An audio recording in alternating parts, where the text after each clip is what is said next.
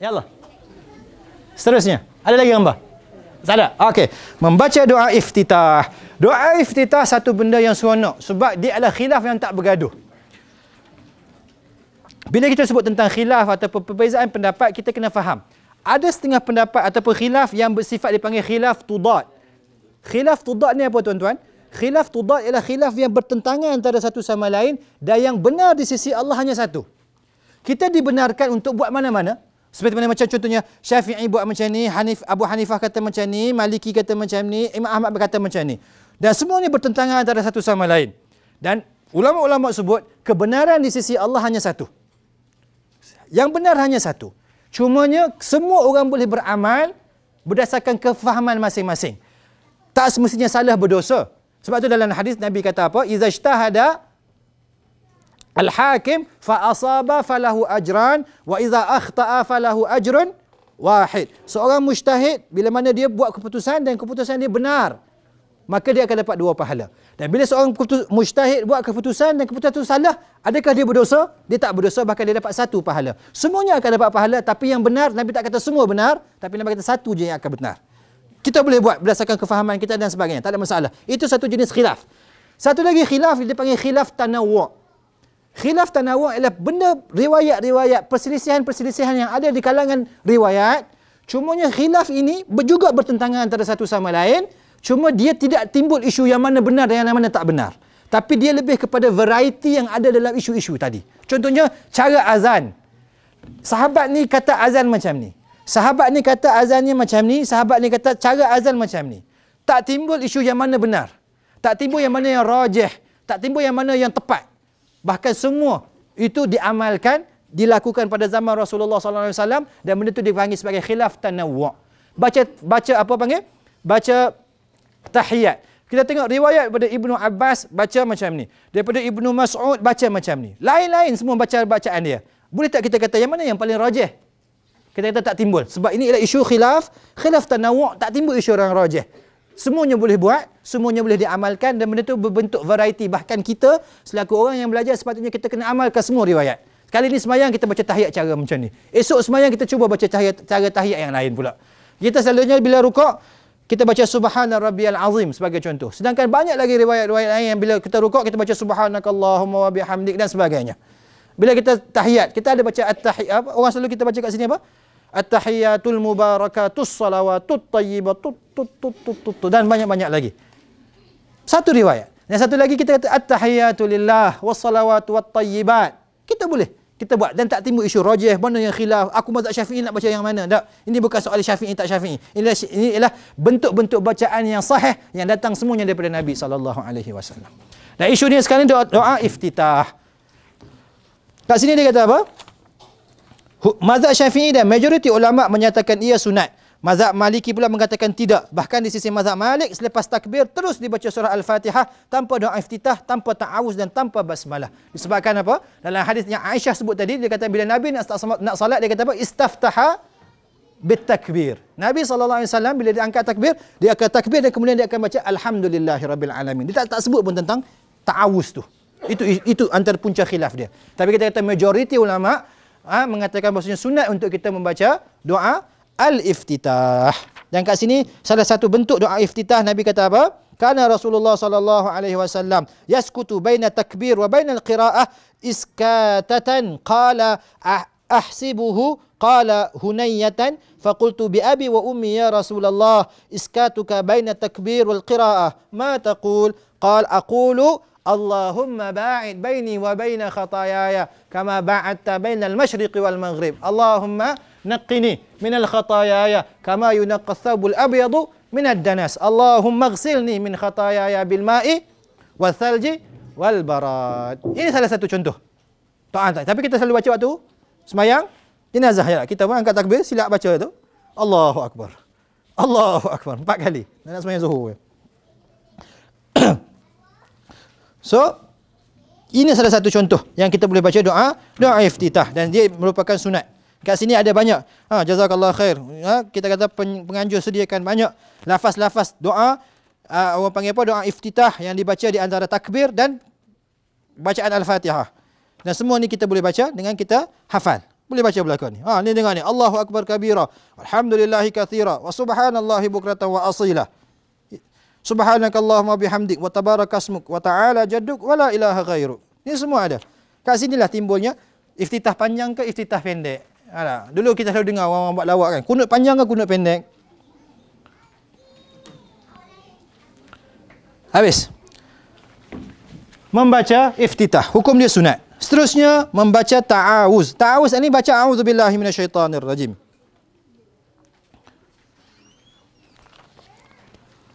Majoriti ulama menyatakan disunatkan melafazkan ta'awuz sebelum membaca al-Fatihah. Mazhab Maliki berpendapat tidak, sebagaimana dalam bab doa iftitah. Sebahagian ulama mewajibkannya, iaitu Atha, Ats-Tsauri dan salah satu pendapat Daud Al-Zahiri. Yang pendapat yang paling rajih atau pendapat yang benar ialah disunatkan membaca a'udzubillahi minasyaitonirrajim untuk rakaat yang pertama kan. Di sisi mazhab Syafi'i, ia sunat dibaca semua orang tidak kira imam atau makmum, manakala di sisi mazhab Hanafi hanya untuk imam sahaja. Ia dibaca pada setiap rakaat menurut mazhab Syafi'i, manakala di sisi Abu Hanifah ia hanya dibaca pada rakaat yang pertama, dan ini pendapat yang benar insya-Allah. Majoriti ulama memilih lafaz ta'awuz a'udzubillahi minasyaitonirrajim sebagaimana dalam surah An-Nahlu ataupun surah An-Nahli di atas. A'udzubillahi minasyaitonirrajim. Dalam Quran Allah kata, "Fa idza qara'tal Qur'an fasta'iz billahi minasyaitonirrajim." Dan kita nak semayang, mula-mula sekali kita baca Quran bila? First time kita baca Quran tu ialah bila kita baca Fatihah untuk rakaat pertama. Sebab tu kita baca rakaat pertama sahaja. Walaupun mazhab Syafi'i kata baca setiap rakaat pun tak apa, sunat juga, boleh juga. Membaca Al-Fatihah. Panjang ni. Seterusnya membaca Al-Fatihah. Dalam hadis ni riwayat daripada Ubadah bin Samit, Rasulullah sallallahu alaihi wasallam berkata, la salata liman lam yaqra bi Fatihatil kitab. Tidak ada salat. Maksudnya tidak sah salat melainkan bagi orang yang tidak membaca Al-Fatihah. Dalam mazhab Syafi'i wajib. Hukumnya membaca surah Al-Fatihah wajib. Dan ini juga pendapat jumhur ulama. Dan tidak wajib, cukup membaca mana-mana ayat daripada Al-Quran dan membaca Al-Fatihah sunat sahaja, iaitu pendapat daripada Abu Hanifah. Ya. Hukum membaca basmalah. Mazhab Syafi'i kata apa? Wajib. Dan Malik, Abu Hanifah kata tak wajib. Sekarang ni, isu dia apa? Ulama sepakat bahawasanya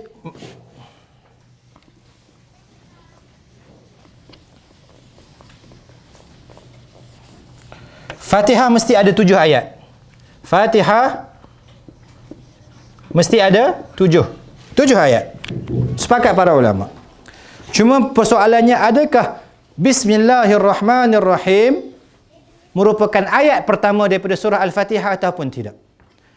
Menurut mazhab Syafi'i, Imam Syafi'i dan orang yang bersama dengan dia, menurut pendapat daripada start pada sahabat lagi, Abdullah bin Umar dan sebagainya, Fatihah merupakan ayat pertama daripada surah Al-Fatihah. Maka disebabkan itu, bila mana seorang itu wajib membaca Fatihah ketika salat, maka dia wajib membaca keseluruhan surah daripada Al-Fatihah, ketujuh ayat. Dan ayat pertama bermula dengan Bismillahirrahmanirrahim. Ada pun contohnya Abu Hanifah baik, Imam Malik baik. Di mereka berpendapat bahasanya Bismillahirrahmanirrahim ini bukanlah sebahagian daripada ayat daripada Al-Fatihah, bahkan dia juga bukan dia juga bukan merupakan ayat daripada mana-mana surah kecuali dalam surah An-Namlu.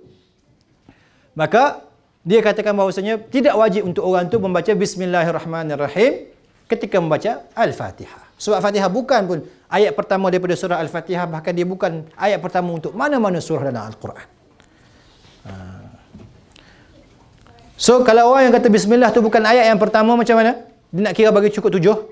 Dia akan baca Alhamdulillahirrabbilalamin, Ar-Rahmanirrahim, Maliki Yawmiddin, Iyyaka na'budu wa iyyaka nasta'in, Ihdinas siratal mustaqim, Siratal ladzina an'amta 'alaihim.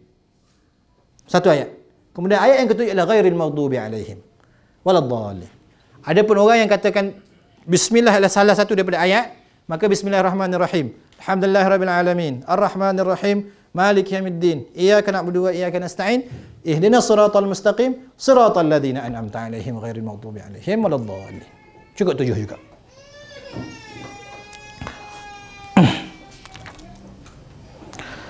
Kemudian selepas daripada itu isu adakah perlu dibaca kuat ataupun perlahan. Mazhab Syafi'i dia kata apa? Kuat. Sebab tu kita tengok mazhab kita bismillah wajib.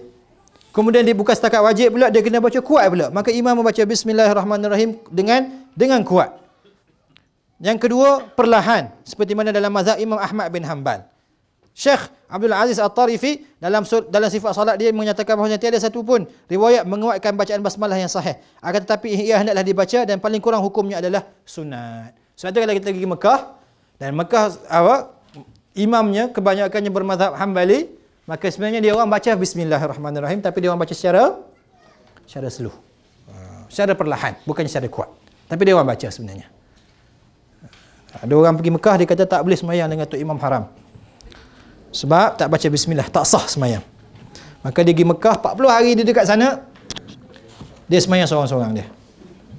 Kita kata ruginya dia, kan? Bayar mahal-mahal lah sekali sembahyang dalam hotel je. Ataupun sekarang tabung haji punya inisiatif dia adakan untuk imam dia sendiri dekat hotel. Itu pun satu, wallahualam lah, betul bagus ke benda tak bagus kita pun tak reti juga lah nak kata. Tapi sekarang ni jemaah Malaysia dia ada pilihan untuk tak pergi ke masjid. Dia boleh sembahyang kat lobi hotel dia, tok imam dia sedap pula baca. Sama dengan Sudais pula. Sama sedap. Tak? So tapi sudah yang jenis Terengganu ni. Baik, kat sini dia cerita tentang membaca ayat satu persatu. Tuan-tuan boleh baca lah ni. Bagaimana rahsia Fatihah ini menjadi ayat yang wajib. Tak ada satu surah pun yang wajib dibaca ketika salat melainkan surah Al-Fatihah. Dan cara bacaannya seperti yang diriwayatkan oleh Ummu Salamah, Nabi SAW dia baca satu-satu ayat. Alhamdulillahirabbil alamin, Ar-Rahmanir Rahim, Maliki Yaumiddin dan seterusnya. Itu cara yang paling bagus dan paling tepat untuk baca berbanding kalau kita semayang baca orang panggil apa? 7 ayat tu kita boleh baca satu nafas je. Tambah-tambah masa musim bulan puasa tarawih. Sebab nak suruh cepat kan? Lepas nak murid lagi. Nak tilawah lagi. Sultan imam pun dia punya tai chi dia kan sebelum nak angkat takbir dia. Lepas tu alhamdulillahirabbil alamin arrahmanir rahim maliki yaumiddin iyyaka na'budu wa iyyaka kita pun tak tahu apa yang dia baca. So benda tu walaupun tak batal salat tapi dia telah menghilangkan kemanisan dalam salat itu sendiri. Percayalah tuan-tuan, kalau tuan-tuan pergi semayang walaupun tak imam baca satu-satu tapi kalau imam tu baca dengan penuh tartil dan kita betul-betul hayati benda tu, kita akan dapat rasa something yang tak boleh nak digambarkan dalam hati. Tak boleh nak digambarkan dengan perkataan kita. Dan Fatihah ini merupakan dialog dengan Allah Subhanahu Wa Taala. Dalam satu hadis Allah cerita bila mana kita baca Fatihah, tuan-tuan boleh baca sendiri nanti. Sebenarnya kita sedang bercakap dengan Allah Subhanahu Wa Taala. Allah kata apa? Qasamtu as-salata baini wa baina 'abdi. Aku bahagikan salat ini di antara aku dengan hamba aku kepada bahagian-bahagian dia. Bila mana seorang hamba bila dalam salat dia baca alhamdulillahirabbil alamin, maka sebenarnya Allah SWT daripada 7 langit yang atas sana dia menyahut bacaan kita. Maka Allah kata apa? Hamidani abdi. Tengok hamba-hamba aku sedang memuji aku. Dan seterusnya Ar-Rahmanir Rahim. Bila kita baca Ar-Rahmanir Rahim, Allah kata apa? Majjadani abdi. Hamba aku sedang meninggikan aku. Asna alayya abdi. Bila kata Ar-Rahmanir Rahim, Maliki Yaumiddin, majjadani abdi. Wa qala marratan fawwada ilayya abdi. Dan bila kita kata iyyaka na'budu wa iyyaka nasta'in, wahai Tuhan, hanya Engkau lah yang kami sembah dan hanya Engkau lah kami mohon pertolongan, maka Allah kata apa? Hadza baini wa baina abdi wa li abdi ma sa'al. Ini ialah orang panggil apa? Perkara di antara aku dengan hamba aku, dan aku akan beri apa sahaja yang diminta oleh hamba aku. Dan kita pun minta ihdinas siratal mustaqim. Semoga Allah tunjukkan kita kepada jalan yang benar, jalan yang diredai oleh Allah Subhanahu Wa Taala, bukannya jalan orang yang tidak mendapat hidayah daripada Allah Subhanahu Wa Taala. Dan kalau kita tengok hadis ni tuan-tuan, hadis ni menjadi satu syarat ataupun satu petunjuk secara tak langsung nak mengatakan bahawasanya bismillahirrahmanirrahim bukanlah sebahagian daripada ayat Fatihah. Hadis ni nak cerita tentang fadilat surah Al-Fatihah. Dan Allah mulakan hadis ni, Nabi mulakan hadis ni, hadis qudsi. Dia kata apa? bila mana hamba mula membaca Al-Fatihah. Ayat pertama disebut apa? Alhamdulillahirabbil alamin. Bukannya bismillah. So, seolah-olah hadis ni menyokong pendapat Imam Ahmad, menyokong pendapat Imam Abu Hanifah dan sebagainya yang mengatakan bismillahirrahmanirrahim bukanlah satu ayat daripada surah Al-Fatihah.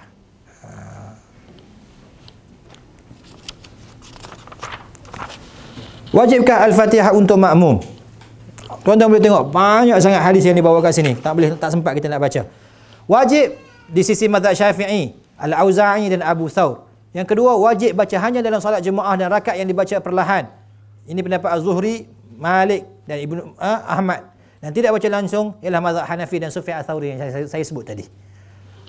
Imam Syafi'i dia kata sebab hadis tadi kata apa? La salata liman lam yaqra' bi Fatihatil Kitab. Tidak ada salat melainkan bagi orang yang membaca Fatihah.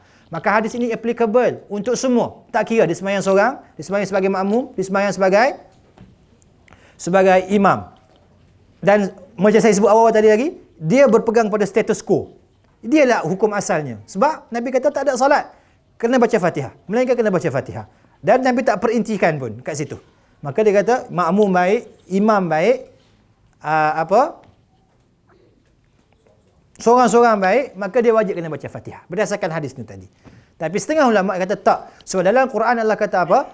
Allah sebut dalam Quran Allah kata wa idza quri'al Quran fastami'u lahu wa ansitu la'allakum turhamun. Bila mana dibacakan Quran di hadapan kamu, hendaklah kamu fastami'u lahu, kamu hendaklah dengar, wa ansitu, dan hendaklah kamu diam.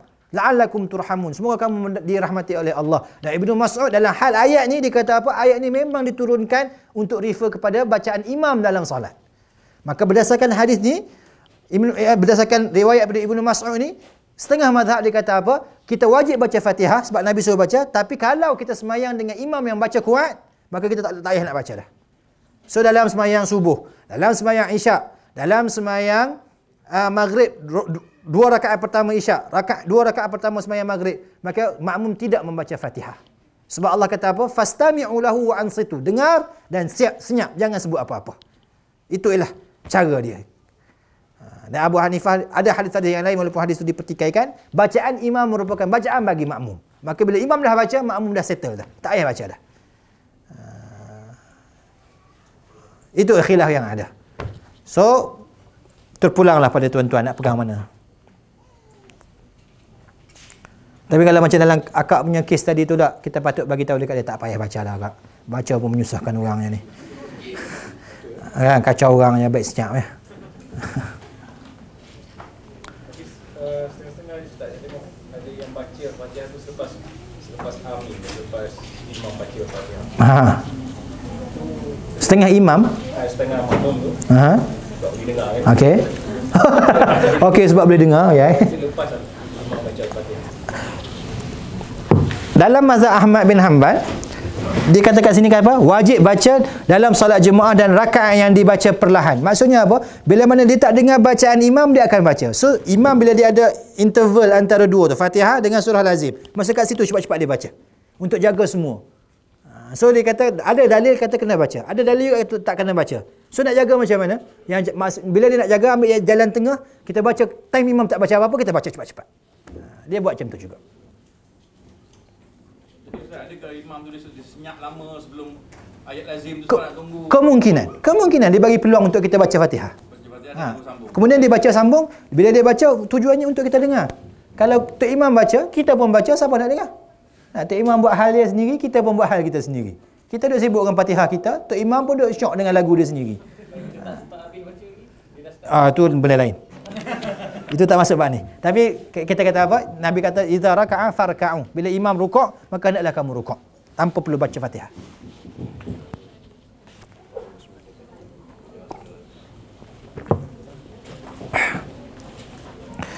Melafazkan amin selepas Fatihah. Amin bukan sebahagian daripada saya tengok kat kotak tu takut.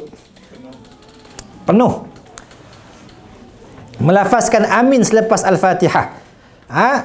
Bila mana qara'a ghairil maghdubi alaihim waladdallin faqal amin. Nabi sallallahu alaihi wasallam bila baca Fatihah sampai waladdallin maka dia akan sebut amin. Dan dalam hadis yang diriwayatkan oleh Abu Hurairah, dia kata idza ammana al-imam fa aminu fa innahu man wafaqa ta'minuhu ta'minal imam ghufira lahu ma taqaddama min dhanbih. Sunat untuk orang menyebut amin selepas mana bacaan daripada Al-Fatihah. Mazhab Syafi'i dibaca kuat dalam solat yang dibaca kuat. Sunat yang untuk makmum sahaja Maliki, dan sunat dibaca perlahan Abu Hanifah dan Al-Thawri. Itu yang sunat dia. So menurut mazhab Syafi'i macam mana? Bila tu imam baca waladdallin, imam baca amin, maka kita pun baca amin juga. Sebab Nabi kata apa? Idza ammanal imam fa aminu. Bila mana imam kata amin, maka hendaklah kamu juga kata amin.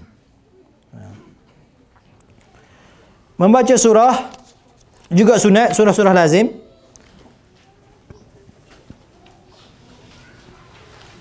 Rukuk, mengangkat tangan untuk rukuk. Allahu Akbar. Ada gambar tak? Ustaz. Ya. Sorry Ustaz. Tak puas hati tentang Fatihah tadi. Okey. Explanation nak bagi. Kat mana yang tak clear? Bila imam baca Fatihah, Ha. kita dengar. Lepas tu kita baca. Is that accepted? Ya, betul. Imam baca waladdallin, amin. Kita pun baca alhamdulillahirabbil alamin arrahmanirrahim. Ya, itu yang betul. Yang tadi yang macam saudara kita kata tadi, ada imam yang bagi masa untuk kita baca Fatihah sebelum dibaca. Ada imam yang dia tak bagi masa. Tak bagi masa. Jadi kalau kita tengah baca Fatihah, dia baca ayat. Menurut mazhab Syafi'i, dia kena makmum wajib baca Fatihah, regardless imam baca pun sekalipun. So kalau dalam mazhab Syafi'i, imam start baca surah lazim, kita tengah baca Fatihah tak habis lagi, maka kita kena habis juga baca, sambung juga. Sebab mazhab Syafi'i kata makmum wajib baca Fatihah seperti mana imam baca Fatihah. So tak kira imam bagi masa ke imam tak bagi masa, kena completekan Fatihah dia. Banding macam Abu Hanifah, macam Imam Ahmad bin Hanbal, dia kata kalau imam baca kuat, kita tak payah baca Fatihah dah. So dengar ajalah. So bila rukuk, sama-sama rukuk. Gitu. Tapi mazhab Syafi'i kata tak, kena baca. Sebab dalil hadis Nabi umum, la salata liman lam yaqra' bi Fatihatil kitab. Tak ada semayang melainkan bagi orang yang tidak membaca Fatihah. Dan benda itu terpakai untuk imam, makmum, semayang seorang sekalipun. So in that sense Syafi'i kuat mazhab dia. Dia kuat mazhab dia. Dalam masalah ni makmum wajib membaca Fatihah ialah pendapat yang kuat. Dia dasari oleh mazhab. Walaupun saya tak baca.